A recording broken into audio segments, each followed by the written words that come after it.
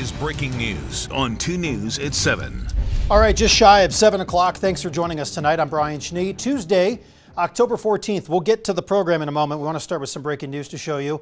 We've learned of a shooting between two vehicles. This is on the Midvale-Sandy line here. The address, actually, Midvale, the traffic camera showing us Sandy, right there on State Street. Police say both cars have actually taken off from the scene. According to UPD, Sergeant Amy Race, they tell us that the call came in around 6, and they believe 6 rounds were shot, perhaps exchanged, between the two vehicles. Right now they're looking for a 4-door dark colored sedan. Why the shots were fired, they're still looking into that. The road will stay closed for about an hour here while detectives work to collect some evidence. We saw them walking along the sidewalk here. There were more police vehicles out in the middle of the road, so that's seen moving away from the main part of the street off to the shoulder right now, and we will let you know if anything significant comes away from this. So tonight, let's get to it. We're speaking to a legal expert, kind enough to join us here tonight, talking about the liability of the REDWEST Festival canceling day 2 on Saturday, as well as the death of Ava Allander. Now, Keegan Martineau, BAM Injury Law, joining us here to understand, I guess, the legalities in this. There's a couple different factors to what happened this weekend. So is anybody liable at this point when it comes to the rain situation and you cancel your situation where you don't get to see the main artist on Saturday and you're not getting a refund, or at least they don't believe there's a refund? How does that work out in this situation between the festival and everyone who paid for all of those tickets? Yeah, that's a great question. So after such a tragedy like this, accountability really should follow. So there's a couple of different parties that may be liable.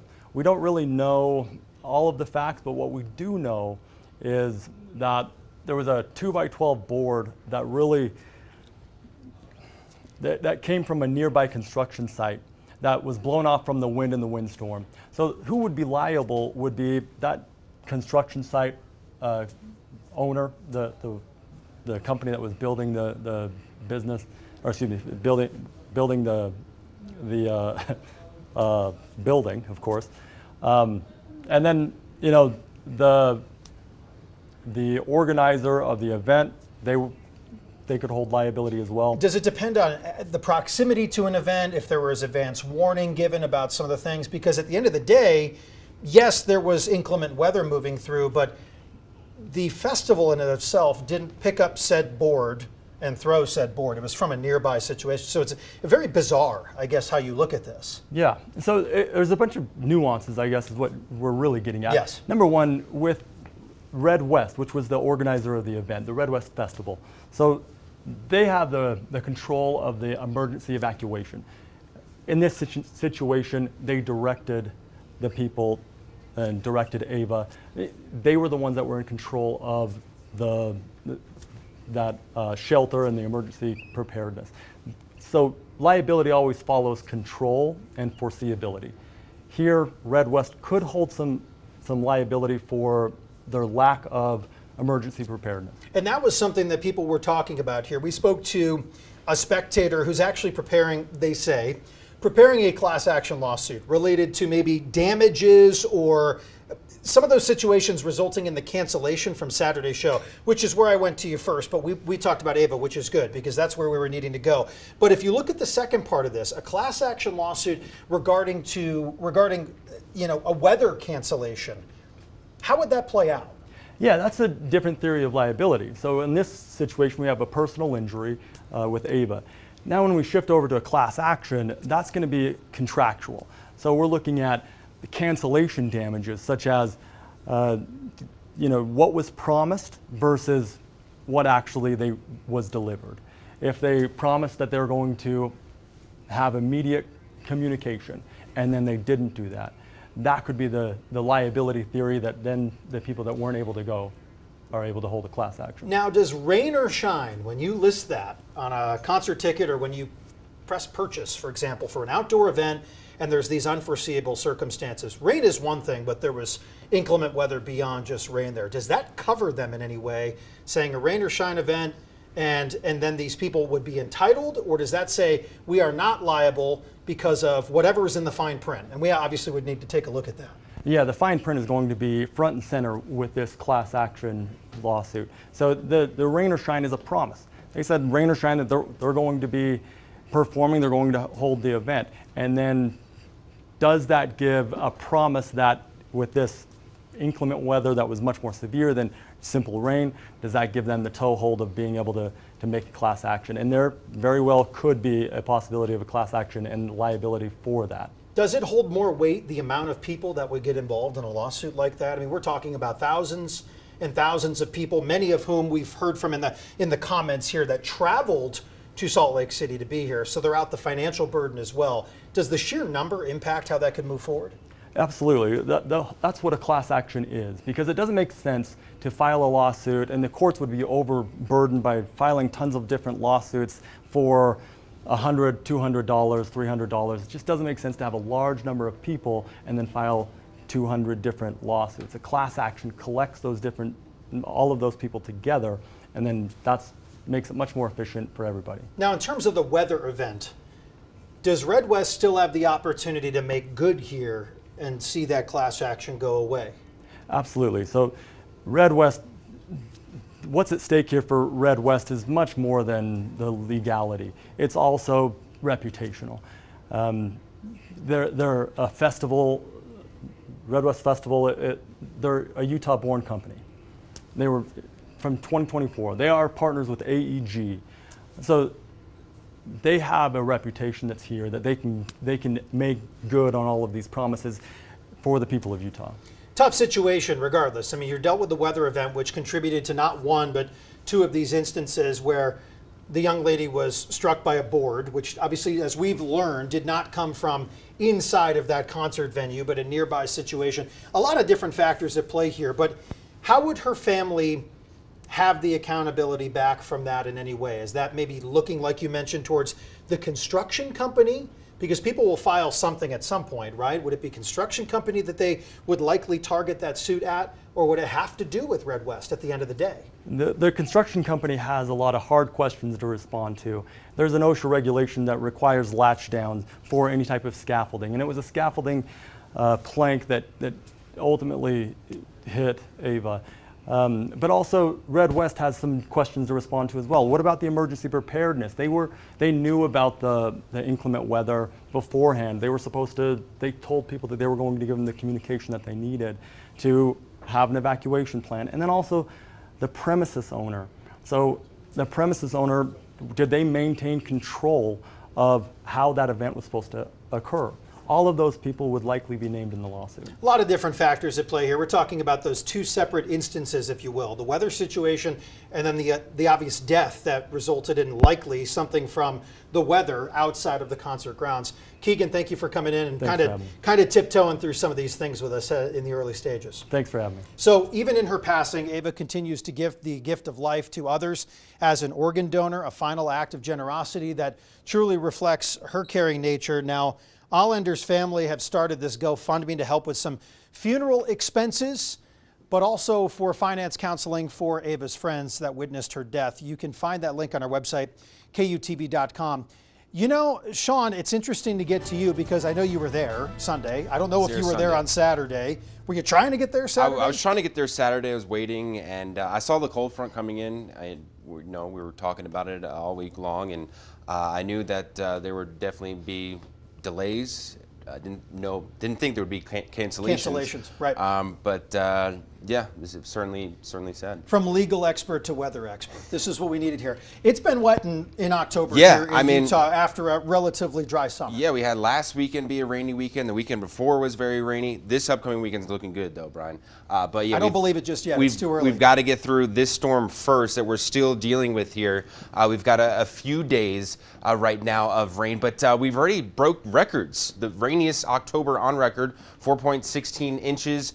We've got some scattered scattered rain activity across portions of northern Utah right now. Very isolated to scattered and light for the most part, and more so confined across the higher terrain and up into the winds. There's even a few snowflakes flying, but nothing like what we're going to be dealing with tomorrow. Tomorrow will be significantly heavier for many spots. We're at 64 degrees right now, so it's been quite warm. We're starting to see more clouds building in the area. We've got a few isolated rain showers we're tracking as well. You could see some scattered activity showing up on that futurecast here as we head through the overnight, but we'll be mainly quiet for the first half of tomorrow morning, and then we'll be tracking some heavier rain as it moves in. Tomorrow, again, 80% chance of rain, 50% chance on Thursday, but drier conditions as we head into the weekend, and we're looking at about a 20-degree temperature drop as we head towards Thursday here. So coming up, my first alert weather, we'll let you know how long this lasts and if there's another storm as well that's coming up in the next few minutes.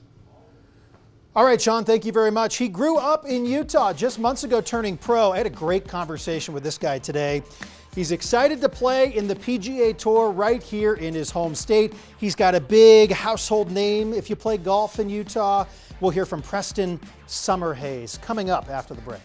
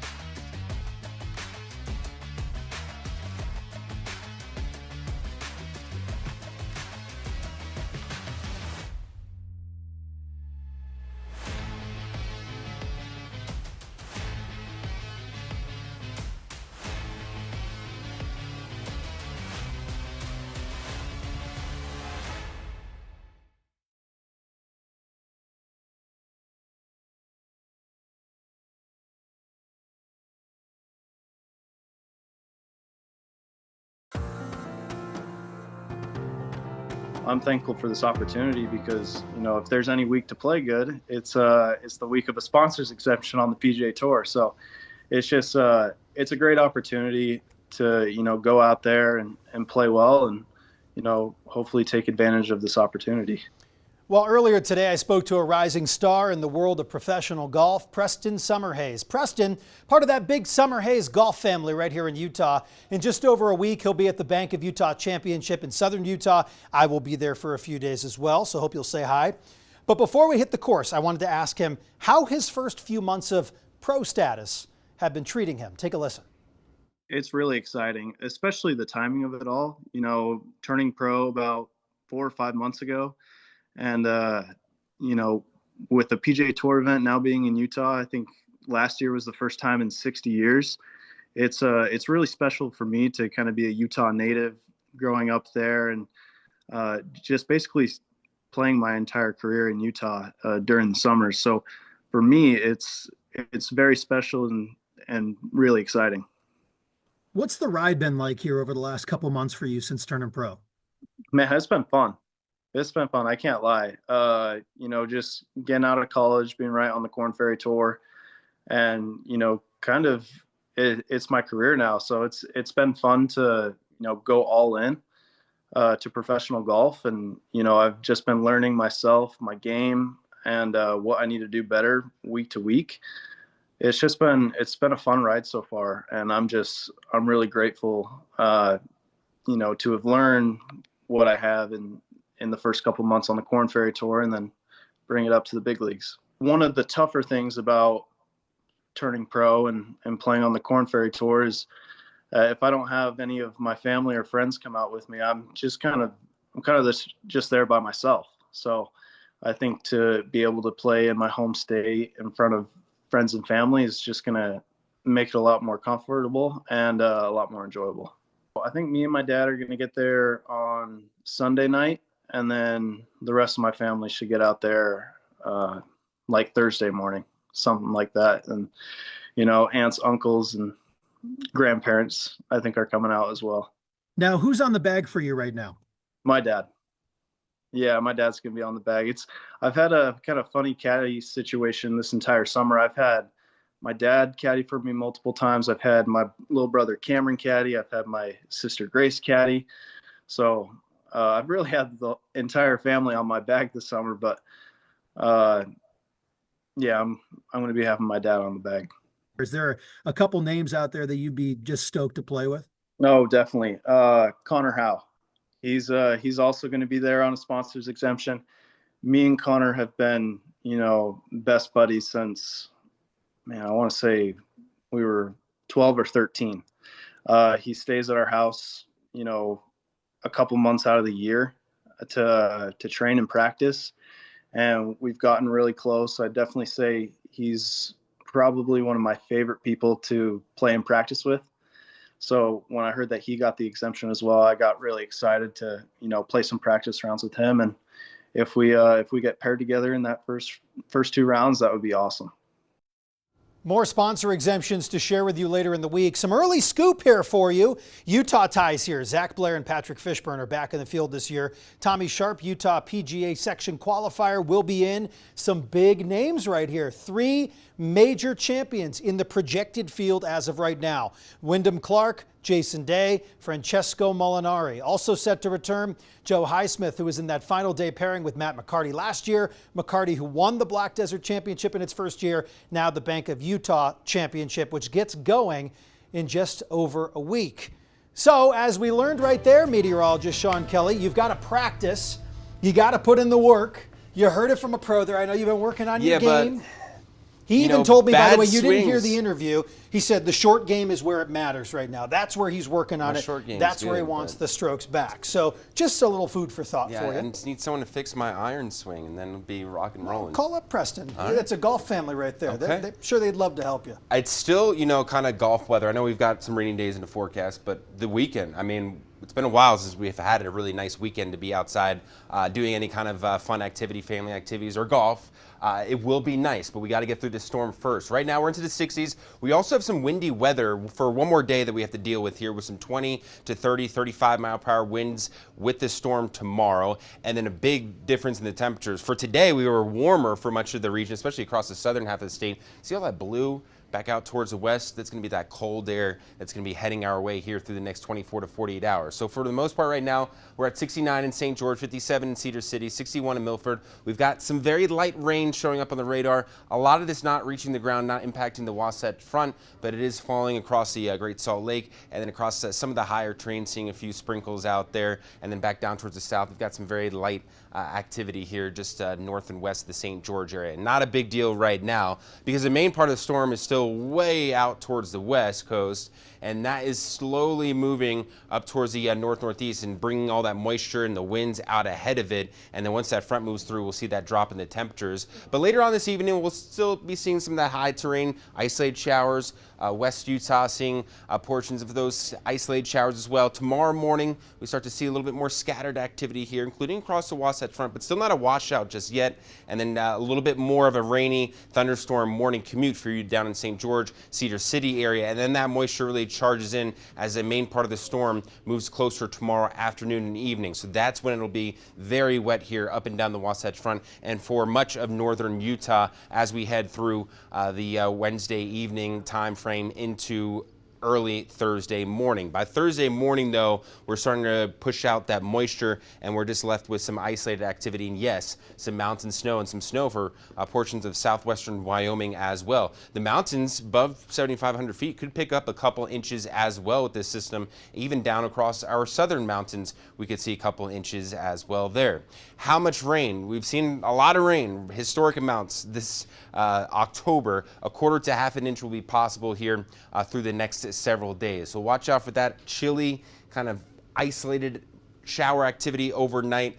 Tomorrow, though, becoming more of a washout into the afternoon and evening hours with temperatures significantly cooler into the 50s we go. St. George, though, after the storm, you're warming things back up. 60s and 70s, beautiful for the weekend. And across the Wasatch Front, we're also, after the storm, warming things up into the 60s by Friday, 60s and 70s as we make our way into Sunday with another storm into early next week. We'll be right back.